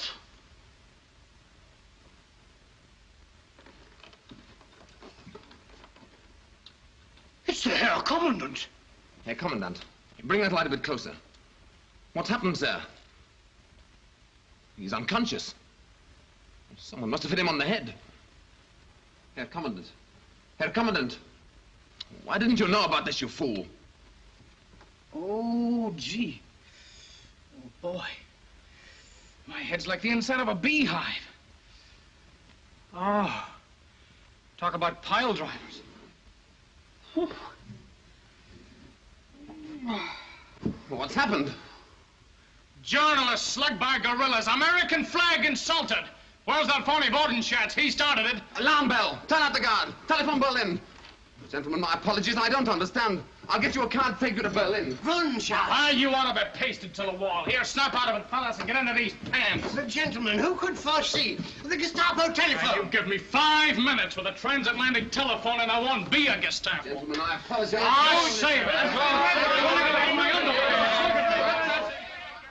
How could a simple sort of man like myself imagine that instead of attempting to rescue your father tomorrow, as I expected you to do after you had so carefully examined my papers, you would rescue him today?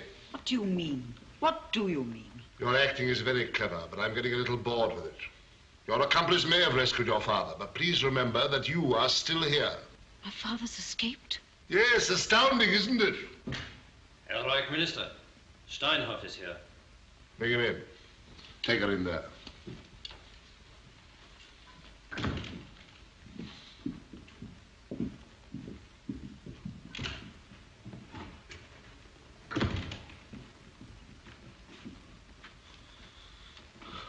Good evening. And you are the man who has just been bluffed by this obvious hoax. The Gestapo must hold itself responsible. For what? For the incompetence and stupidity of the Ministry of Propaganda? Wodenschatz. Couldn't any of you have checked up on his story? We are not policemen. Unfortunately. Would you recognize the man if you saw him again? I have an excellent memory for faces, thank you. I may give you an opportunity to prove it before long. Marx! Ah, Marx, that archaeologist. Professor Smith. Yes, Professor Smith. I want to see him here at once. Bring him. But did you want me? Did you want to see me? Yes. That's odd, because I wanted to see you. Come in here. Thank you. I'm so glad to find you're not busy, because I've been doing a little research work. That's just what I want to do. On the identity of Shakespeare. I'd like to know how you spent this afternoon. What's the matter with you? You seem upset. I spent the afternoon in the library at the embassy. Now, this proves conclusively that Shakespeare wasn't really Shakespeare at all. No? No. He was the Earl of Oxford. Now, you can't pretend that the Earl of Oxford was a German, can you? Now, can you? No, no. Well, there you are. Herr General, how much longer am I to stand here? Have you anything to say to me? Please, we have a visitor. I think you have met Professor Smith. No. Good day. Goodbye. But you have met Herr Wodenschatz.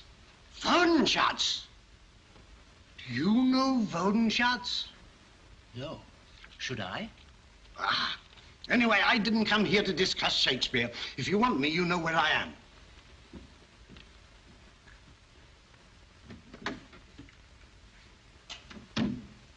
The Earl of Oxford was a very bright Elizabethan light. But this book will tell you he was a good deal more than that.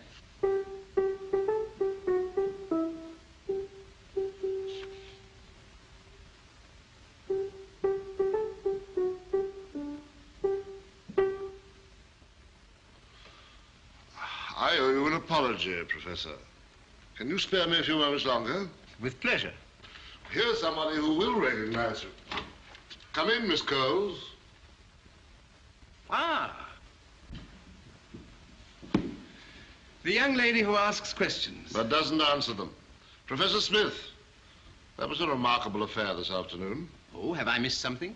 5 prisoners escaped from Grossberg. Oh, splendid, splendid. Oh, I beg your pardon. How annoying for you. By a strange coincidence, Miss Cole's father was among them. Well, congratulations, Miss Coles. Just so. A few days ago, this young lady called here and obtained some secret information. She then went straight to your excavations. Oh, why not? We welcome visitors. You must come one day. Do you deny having received that information? Really, General von Graum? Because if the person who received it is not punished, the person who gave it will be. Well, Miss Coles, which is it to be? What exactly do you want to know? Just the name of the person to whom you gave that information. I gave it to no one. Then you will be court-martialed tomorrow on a charge of espionage. And you know that for that there is only one penalty in German law. What's that? The state execution of Magdeburg. Oh, yes, of course. I'd forgotten. You've gone back to the axe of the Middle Ages. But we wear modern dress. White gloves, white tie. White waistcoat. The dress of an English gentleman at a dinner, a French gentleman at a wedding, and a German gentleman... Yes, Herr Professor? At a murder. That's good, Herr Professor. I must remember that. Excuse me.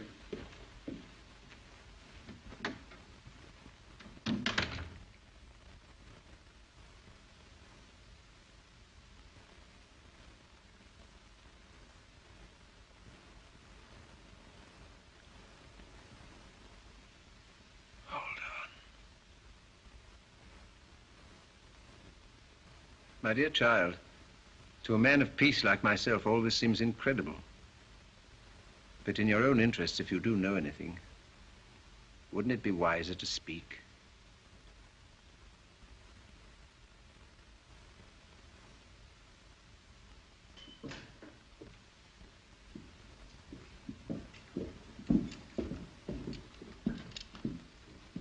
Take it away.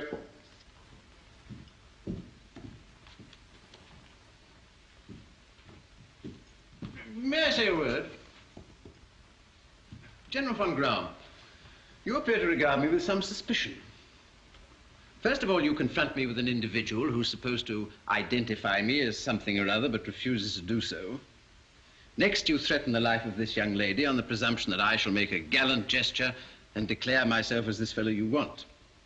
But I'm not in a position to do that. I see. Go on. Well, after such a procession of disappointments, you surely cannot intend to commit the crowning folly of cutting off your chief source of information. In the absence of any hint of subtlety, it doesn't surprise me that this rescuer has been so successful. Still, it's no concern of mine. I just came here to talk about Shakespeare. Perhaps you'd care to read about the Earl of Oxford.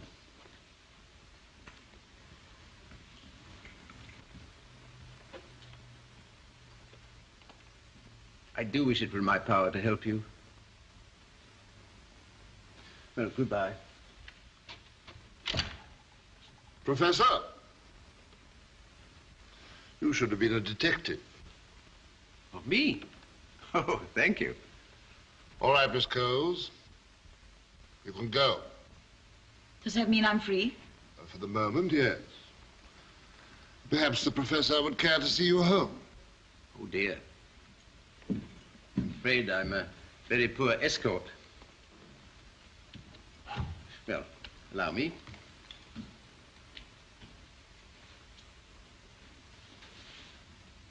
I hope you won't regret taking my advice. I shan't.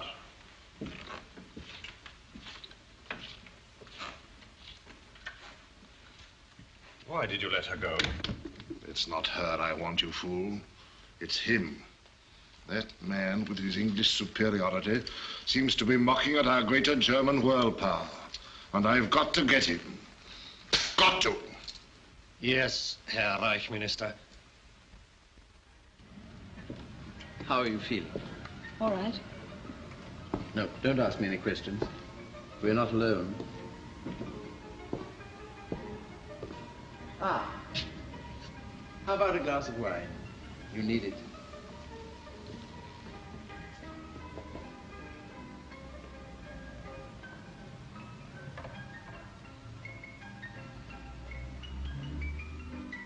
But if my father's safe, why can't I go to him?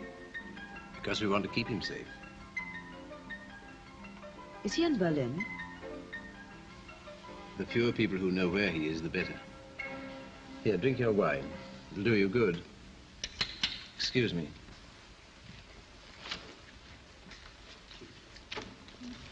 Do you like music? No. Good. Enjoy yourself. Waiter. Sir. Take some wine with my compliments to that unhappy-looking fellow over there. Very good, sir. Cigarette? Is that him? That's him. I've given him wine and music, and I'm afraid that's all I can do for him. I think you're the bravest man I've ever met. Well, you mustn't exaggerate, especially after your own remarkable courage. But if you've no fear for yourself, what about those who depend on you? Nobody does. I'm a bachelor. I wonder why. Well, I'll tell you a secret. Years ago, I fell in love. And I've been in love ever since. Is she pretty? Not pretty. Divinely beautiful. Is she English? No, she's Greek. Would you like to see her photo? I always carry one with me. But that's... Aphrodite Callipygos. The perfect woman. I found her at Lesbos. Ours is an ideal relationship, you know. They say no woman compares with her physical perfection. And as for her mental equipment, well, I tried to supply that. Do you never wish she could come to life? I've always thought that would be most unsatisfactory. In fact, during the last few days, suddenly she's become less real to me. Just marble. It's a pity. Oh.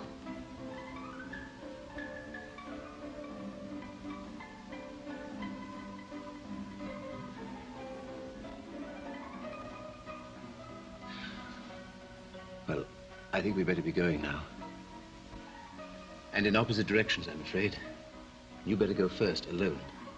Now, I want you to trust me implicitly. It's going to be hard, but whatever happens, you mustn't get in touch with us or try to see us. This is going to be a battle of nerves. We're going to be watched day and night. But you must trust me to the end. I will. I will, whatever happens.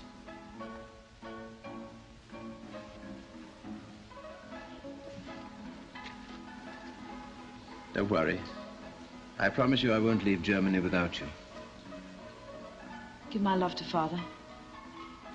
And keep some for yourself. Goodbye.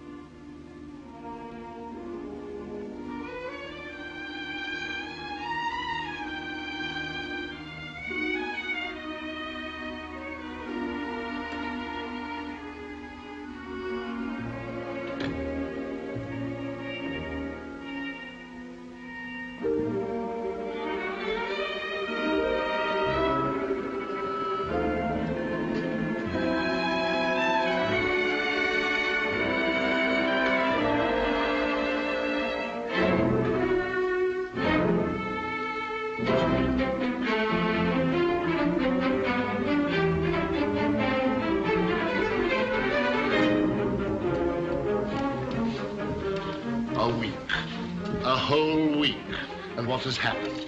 Nothing to report. Nothing to report. The girl has been to a hairdresser, and he has kept digging. Why? Why? Why? What's his game? I can't stand this waiting any longer.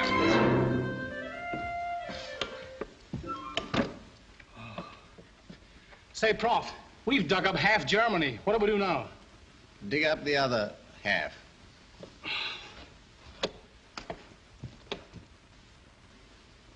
Thank you. All that's for the Berlin Museum. Thank you. I am most grateful. Not at all. You've been most helpful, Doctor. I wish I could do more. One has to be careful. I know. Thank you. What are you doing with that? Just bringing a little sunshine into their lives. Well, give them my love. What's the matter? The Gestapo. Where?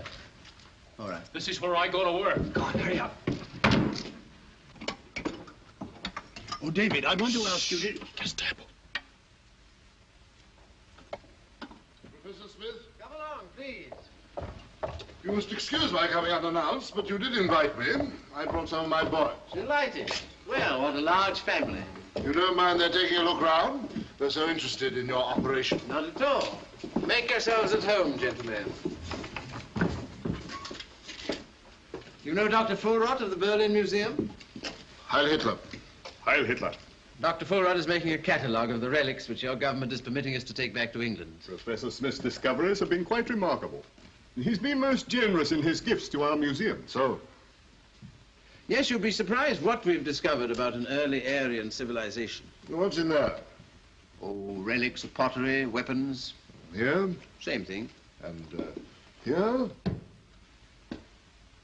A man. A dead man. Would you like to see him?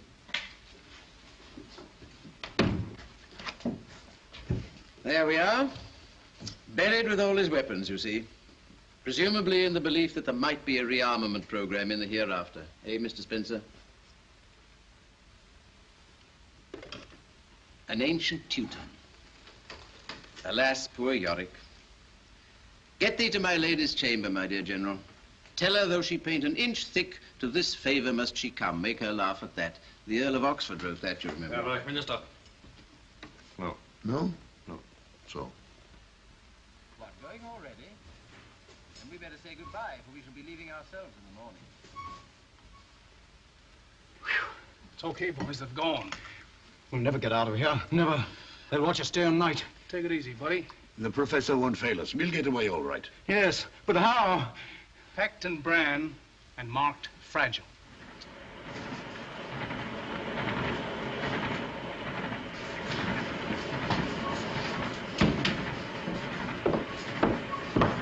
Changing guard, sir. All present and correct.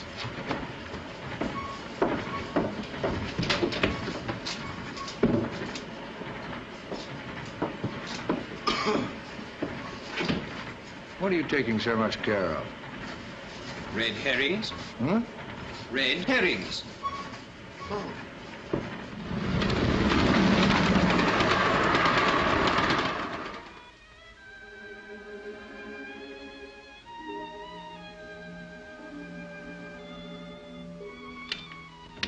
Well, what did he say? He's gone, Fräulein. Gone? Yes. He left for England on the 10:30 train this morning. They've all gone. But he can't have. But it's true. I spoke to the hall porter who put their luggage on the taxi. They've gone, all right. Thank you. Miss Kozlowski?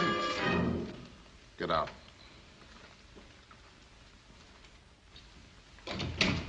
Sit down.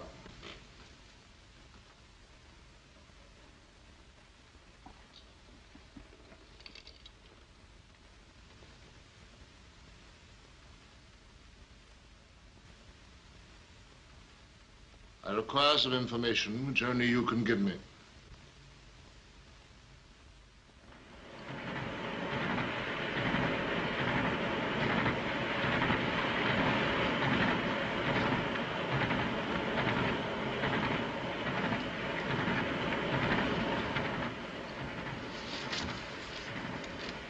Where are we now?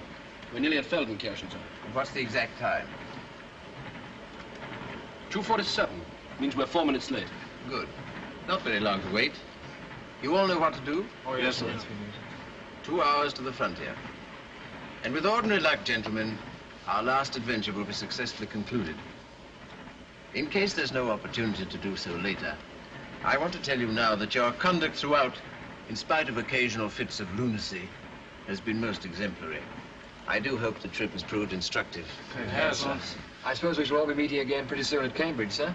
I wonder. I have an idea that our country may have more important work for us. Anyway, I do thank you all. You, Steve. Oh, goodbye, sir. And you, Herbert? Bertie, sir. Bertie. And Jock. And, Clarence. Clarence, of course, yes. And David. How did you remember all those names, sir? Excuse the familiarity, Mr. Maxwell. Oh, by the way, I owe you an apology. I did my best at Cambridge to prevent your joining this expedition. I admit now that would have been a mistake. Oh, allow me to return to you your bones. Take care of yourself, Prof. I will. Now, gentlemen, I'm just going to take a little nap. Meanwhile, do your stuff. Sure. Good night.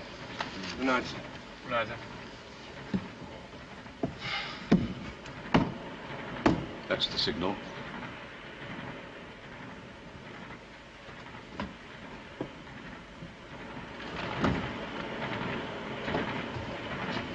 Excuse me. One of us is going to move, pal, and it isn't going to be me. This is it.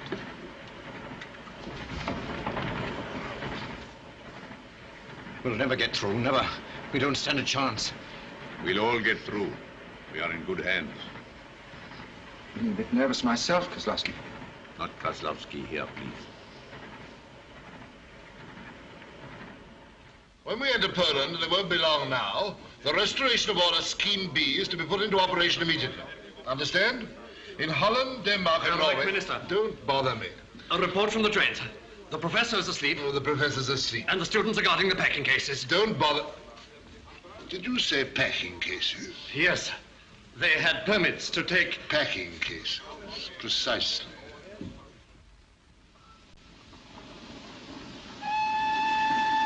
Train's coming in. Get ready there.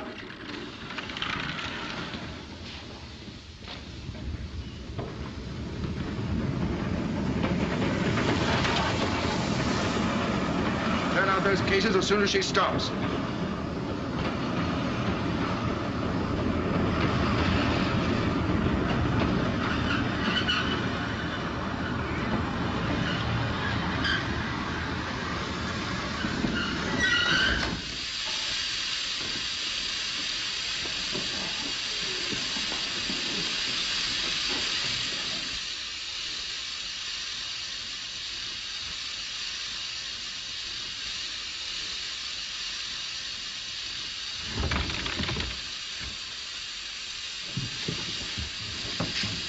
Where is he? Here he is. Oh, are we here yet? But that's not him. You idiot, what have you been doing? What are you guys looking for? Professor Smith, with a warrant for his arrest. Well, you'll be unlucky. He's not here. Excuse me, but I saw a very suspicious character just now. Where was he? In there. But it's not a he, it's a she. You old fool. Telephone headquarters, right away. Hey, fellas! David, those thugs are breaking open our crates. What? Yes, madam, I'll attend to it. Give me your passport, please. Thank you.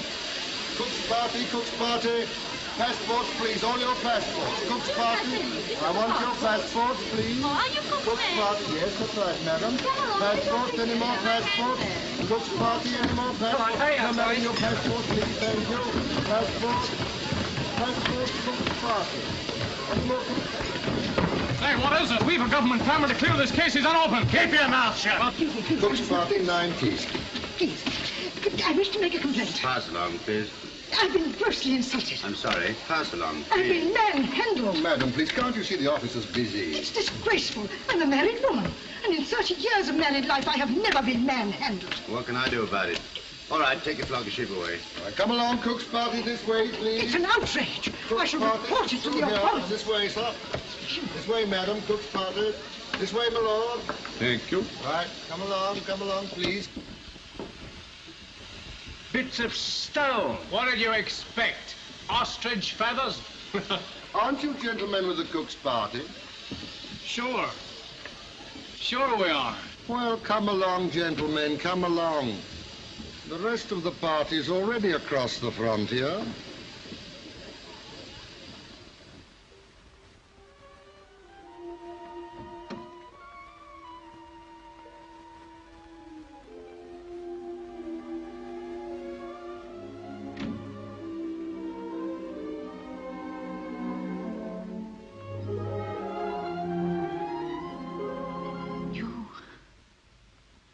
But I didn't expect.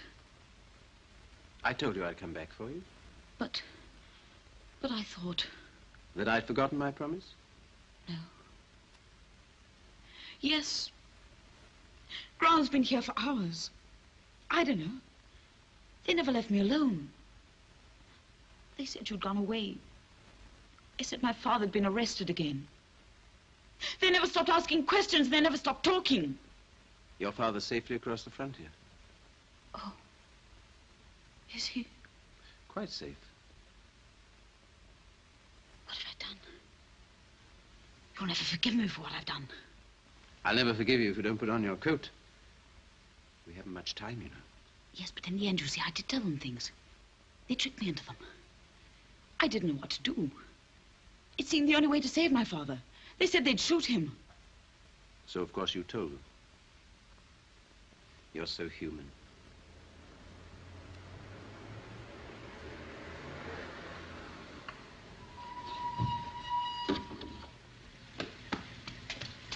They haven't wasted much time.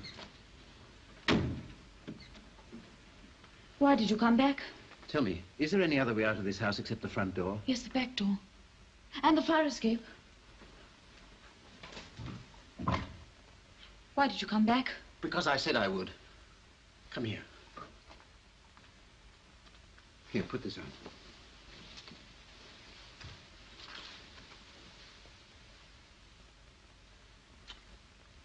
Yes. Open up there. Come on, hurry up there. Open. Out of it.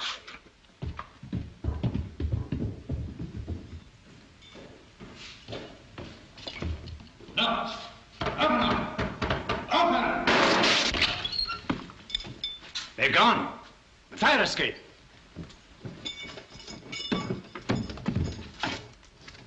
Come with me. You go down and bring the car round to the back. Wireless to headquarters. They can't have got far. Come on.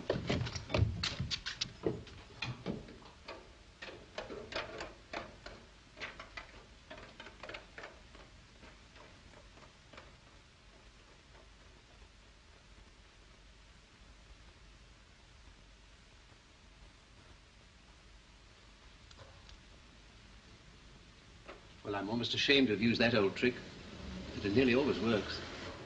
What do we do now? Now, in the immortal words of Mr. Maxwell, we scram.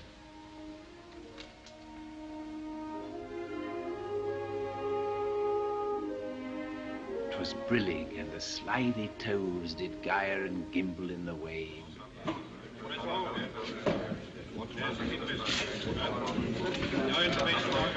Any news? Not yet. I will not be beaten by that archaeologist. It's a matter of personal honor. I can assure you, Herr Reich Minister, that every train is being checked and every frontier watched. He can't get away. In a few moments, I shall be able to give you some definite information. Well, see to it. I'll get him myself, understand? Myself.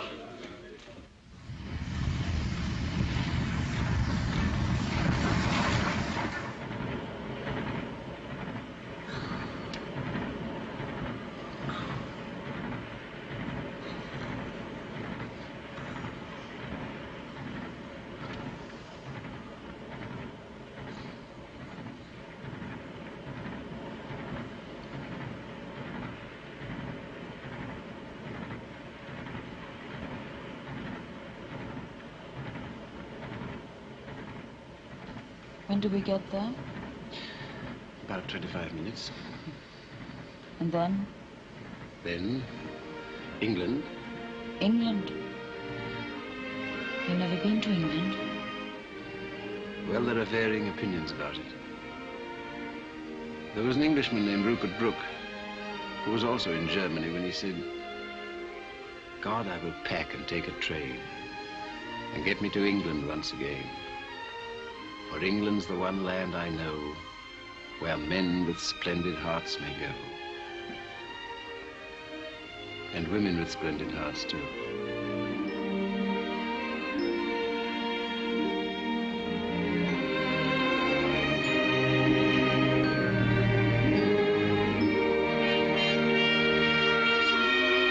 Good morning, Professor Smith.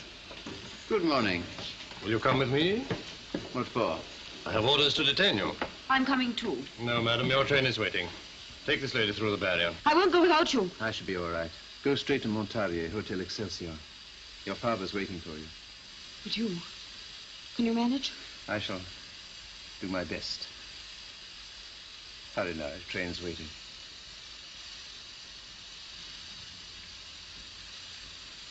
Au revoir. Au revoir. This way, please.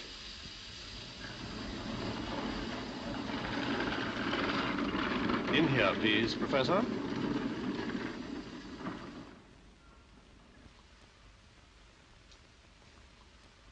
Well, Professor of Archaeology? Well, Captain of Murderers? You won't mind spending a few minutes with me until our special train arrives? I take it I have no choice. Very little. This must be a big moment for you. A minor satisfaction. I wanted to get you out of my system before I turn my mind to more important matters. You had become a great nuisance to me, Professor. Almost an obsession. But everything comes to an end. What particular end had you planned for me? Need we go into details? At least it will be quick. But violent, I suppose. A strange end for one who despises violence. At the hands of those who worship it. The new German god. Of course we worship it. Violence means power, and power crushes opposition. The epoch of the council chamber is over, Herr Professor. I tell you that power and strength and violence will rule the world. Why are you sweating, my dear General? It isn't very warm. Are you afraid of something? Afraid? We Germans fear nothing. Ah, because you have a pistol. Yes, I have a pistol. It has 8 bullets. 8 lives. And I have 28 lives. Odd. Scientists, men of letters, artists, doctors. 28. Saved from your pagan pistol. And all you've got is my humble self. Not a very profitable transaction. We can afford to make a loss. Our profits will be tremendous. Tonight we march against Poland. And tomorrow we'll see the dawn of a new order. We shall make a German empire of the world. Why do I talk to you? You are a dead man. May a dead man say a few words to you, General, for your enlightenment? You will never rule the world because you are doomed. All of you who have demoralized and corrupted a nation are doomed. Tonight you will take the first step along a dark road from which there is no turning back. You will have to go on and on, from one madness to another, leaving behind you a wilderness of misery and hatred. And still you will have to go on, because you will find no horizon and see no dawn until at last you are lost and destroyed. You are doomed, Captain of Murderers. And one day, sooner or later, you will remember my words.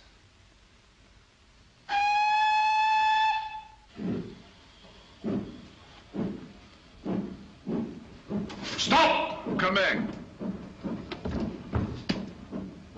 You were never nearer death than at that moment. How could one die better than waving goodbye to a friend? All right, take charge of him. Take him out of that lab where I can see him.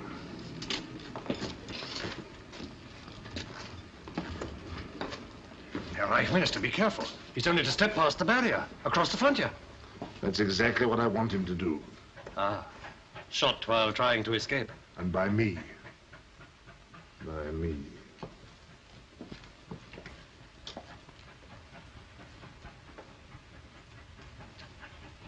All right, get out. I will protect you myself, Professor. Would you care for an English cigarette, General? It might steady your nerves. My nerves are perfectly steady. They don't appear to be. Just an old-fashioned match.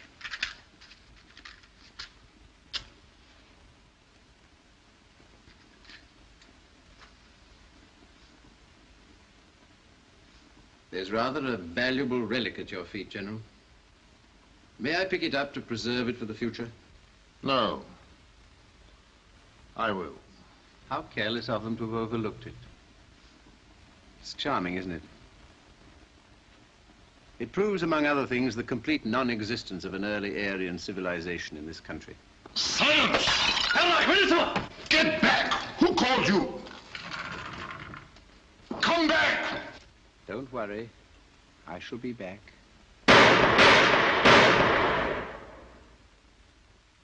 We shall all be back.